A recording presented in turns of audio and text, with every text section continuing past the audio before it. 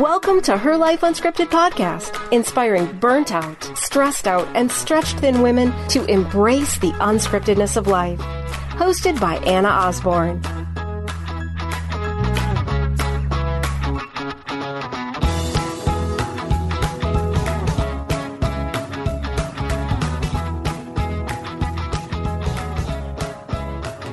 Hello, ladies, and welcome to Her Life Unscripted, episode 56. I am your host, Anna Osborne, and I am just super excited to be here with you guys on this beautiful May day and being able to just slow down and connect and, just kind of be able to have some time to discuss. I am having such a fun time with our series on creating a soft landing, and I just had an absolute blast with the interview from last week with Ramya Warrior about creating a sanctuary. And I'm hoping you guys are just getting so much from this series, and it's been a fun one to create. So I'm just excited to be further diving into it with all of you.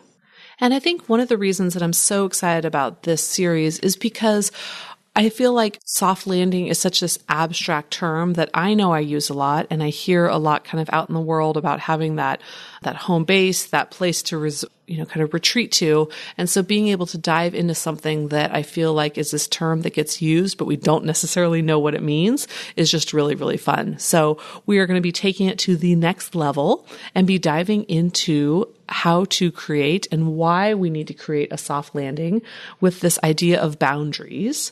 But before I go there, I would just so encourage all of you that are listening to head over to Her Life Unscripted Facebook group or Facebook page, I would say, and give it a like. I would love for you guys to be on there so that we could just, be getting in touch even more outside of just the podcasting world. But the Facebook page is just a fun one to be able to kind of share ideas and especially, things or thoughts, feelings, reactions that you had from the episode. So if you are so inclined, and I will make sure to put the link in the show notes, head over to Her Life Unscripted Facebook page and give it a like so that we can stay in touch. So anyways, that's kind of the little plug I wanted to give today. But it is May, which most of you know is just an absolutely fun month for me. It is my wedding anniversary. It is my youngest sister's birthday. It's just a time where I feel like it's just full of celebration, and all the crazy of summer hasn't really happened yet. And so it just feels like there's a lot of anticipation and just excitement in the month of May. And I'm excited to be spending this with all of you. But we are talking about boundaries today, and boundaries are so important when it comes to creating a soft landing, because we can't have a place to retreat to, whether it's, kind of within ourselves or in the world, unless we feel like we have some structure around it. And I know oftentimes when I'm talking to folks, especially women, about boundaries, it feels like this very kind of nebulous, ambiguous term of what exactly is a boundary. And so a boundary is essentially kind of where you end and I begin, right? Even in the closest, most intimate of relationships, we still need boundaries, which can feel kind of an interesting concept, right? Because when our closest, most intimate relationships, why do we need boundaries? And the reason is there still needs to be a thin distance between where you end and I begin. And the reason that we have that there is in case there is any, things that happen that kind of challenge our trust or make us feel a little bit uneasy, we have the ability to kind of create like a fluidity with our boundaries, right? I think of, there's three types of boundaries. There is no boundaries, where it is like you just can get roll on over. Yes, all the good comes in, but all the bad comes in and you can't filter anything. Or you have super rigid boundaries, right? They are a fortress. They are guard dogs. They are, kind of a moat and a dragon and all these things keeping you safe. And that doesn't work because, you keep the bad stuff out, but you don't have any choice of whether or not to let the good stuff in because you're keeping everything out, right? But the best boundaries, the most healthy of boundaries, and where we all need to work towards if we're not already there, is this idea of fluid boundaries, right? This idea of it is the distance between where I end and you begin. And so I think of it kind of like Glinda, the Good Witch, for those of you that know Wizard of Oz, she kind of comes down in this bubble. And she's got this thin little material, this thin little sheen around her. And if you think of boundaries like Glinda's bubble, then, when somebody hurts us or injures us, or we feel a little bit distrusting, we can kind of push out on that bubble and create more room to keep ourselves safe. Or if somebody is safe and they're coming close, we can let them kind of get close enough to touch us. And that feels okay because we know that we can trust them to have them that close to us. And so the reason that boundaries are so important, especially when creating a soft landing, is that if we don't have some sort of container, right? Even if it's this little container around us, some sort of boundaries, we can't create safety because we're going through the world either so rigidly cut off from every experience or so open to every single one that we get crashed over, especially around negative ones. And so in order to have that soft landing, in order to have a place to retreat to, there needs to be a container around it. And we create that based on boundaries. Boundaries are the container that we create that with. And so that's hugely, hugely important. And honestly, when you think about boundaries, it keeps what's supposed to be safe, safe.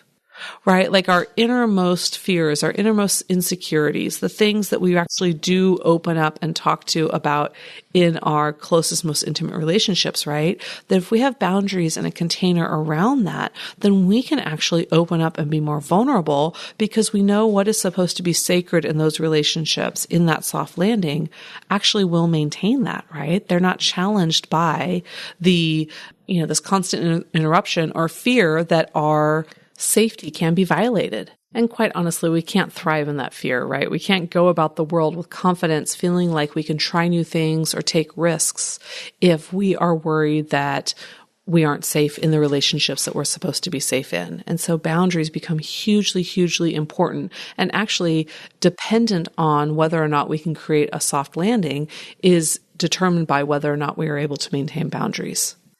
And I know from a lot of my work with women that being able to have boundaries is a really difficult thing because they feel like if they have boundaries, if they say no, then they are denying somebody else what they need.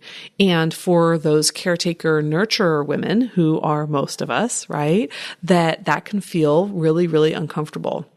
So I think that for, those folks that are feeling like, yes, boundaries is a good idea in theory, but I can't stick to them, I want to give just some easy pointers on how we even kind of begin to do that. And the first thing is that in order for us to have boundaries, it's kind of like parenting. And I mean that because we know that consistency is king when it comes to parenting, right? That we can't enforce anything with our children unless we're willing to enforce it, right? And so our words are only powerful if there is action behind them. And so if we say no to our children, even if it's not easy, we have to follow through on that. It does us no good to say no and then change our mind and invalidate our words. And it starts to become, when we do that over and over, is that people stop trusting our words and essentially they stop trusting not only our words, but we stop trusting our words. And I know that sounds kind of crazy, but if you think about it, we will hear ourselves say something and we won't even believe that we're going to enforce it. So we kind of also brush it off. My husband actually had this experience a couple weeks ago where he was with the kids at the park and, God love my son, but he was not listening. And my husband said, if I need you to listen right now and do whatever it was he asked him to do. And if you don't listen, this is going to be the consequence. And I can't remember what it was. It was something that was definitely, follow throughable. And as soon as he says it, right, this dad across the playground goes, oh yeah, right. Like that's going to happen. And my husband just started bursting out laughing because part of him was so taken aback that this other dad was kind of like chirping in with parenting advice, which honestly I think happens a lot less for men as it does for women. I know that as a mom, that there are often times in my life where I am doing something with my kids and I do have people around me offering advice, albeit unsolicited, but they're offering their feedback. But I don't think it happens to men as much. My husband, he says it doesn't at least. But anyway, so this man says this, right? And so my husband starts laughing like, oh my goodness, this is a very interesting experience. This man is telling me kind of, what's going to happen here at my own house or in my own family. But the other thing that kind of the conversation that happened afterwards for my husband and I is I think that there's a lot of truth in it, right? We hear parents all the time saying, if you don't do this, this is what's going to happen. It becomes this like threat, right? Versus actually something that is a natural consequence and that has a follow through with it. But the other part of it is that also we hear people saying it, and who knows whether or not it actually gets followed through on. And that's what happens with our boundaries, right? That we will get laughed at if we're saying this is our boundary, right? This is where I end and you begin, and this separation needs to be there, even if it's just the slightest, in order for me to feel like I'm honoring who I am and, who I see myself in the world to be. That if we're not following through on that, it becomes laughable, not only externally, but internally. And so if you are new to this boundary thing, or you've been working on it for a while, my biggest piece of encouragement that I can give to you is don't put out there anything that you are going to, allegedly kind of follow through on unless you're actually going to do it. Because what happens is that if we don't follow through on it, over time, not only do the people around us stop believing it, but we stop believing it. And that is a detrimental thing when it comes to boundaries. So what we do instead is we start small. We start with one boundary, right? And we maintain that over time by practicing it, by being able to say no, or this is the limit, or this is what I need in order to maintain my sense of safety, my sense of self-care. And we set those limits there, but you only choose one. And you choose one that you're going to follow through with, because if you don't, you're going to invalidate that over and over when just by pure, not being intentional with it. And over time, that can have a really, really negative, prolonged effect on us. The other thing that I think is super important to point out about boundaries is that we are successful when we set boundaries, period. Not whether or not they work, which I know that sounds kind of crazy because the whole intention of setting a boundary is making sure that they work, right? That's why we do them. But I think what we have to remember, or at least the way that I look at it, is that when we set a boundary, that is on us, right? That is within our power, within our sense of control to set that boundary. Whether or not who we're setting that boundary with actually respects it and honors that boundary is up to them. It's not up to us. And so if we are saying, I'm going to work on boundaries, I'm going to just choose one thing and stick with it so I can have consistency and really grow confidence in my voice and trust that when I set this boundary, that I will follow through on it, and that it's not just this empty thing I'm putting out in the world, that when we do that, and that's amazing, right? And the other person doesn't respect it, we go, oh, well, what's the point? They don't respect my boundaries. And you know what? You're right. There are some people in your life that will not respect your boundaries, no matter how many times you set them, but you're still doing it, and that's a successful thing. And so I really need us to be able to shift our focus, or at least I guess I can ask you, I don't require this of you, but to shift the focus over whether it's not whether or not the boundary actually worked. The most important thing is whether or not we set it. Were we consistent with it? Do we start small and follow through with it, right? If we say, I can no longer have conversations like this in my life, right? I'm not going to sit around and gossip about other people, or I'm no longer going to text and drive, like things that are important, right? Do we follow through on it? If that is our boundary and we're saying this is the limit and I don't go past this, it's not whether or not the person we're setting it with honors it. It's whether or not we do it. And I know that that's a very kind of shift for a lot of people, because it feels like I'm only setting the boundaries so that the other person will honor it. And I get that and I agree with it, but we hand over so much control if our only determinant of success is whether or not somebody else honors what we're saying. And so sadly, over time, that can change relationships, right? Where we're setting boundaries and it's not being respected. And sometimes we have to take steps to shift the relationship, to move it out of that kind of very safe, intimate place and into something that feels a little bit more distanced. Or we have to have hard conversations with the person, right? I'm trying to set these boundaries. This is very important to me, and you're not honoring them. And we need to have a conversation about that. And it's not easy, right? But that is kind of the next step with it, of how we start shifting our environment around these boundaries. And like we've talked about from day one with the series, all about shifting our environment is to be able to create that place that we can go to, that we can retreat to, where we feel very safe, where we have a soft landing, where we can kind of fuel up and escape from the intensity that the rest of the world offers us. So I hope that makes sense, but it just feels like such an important part of creating a soft landing is by being able to have boundaries. And I know that boundaries are not easy.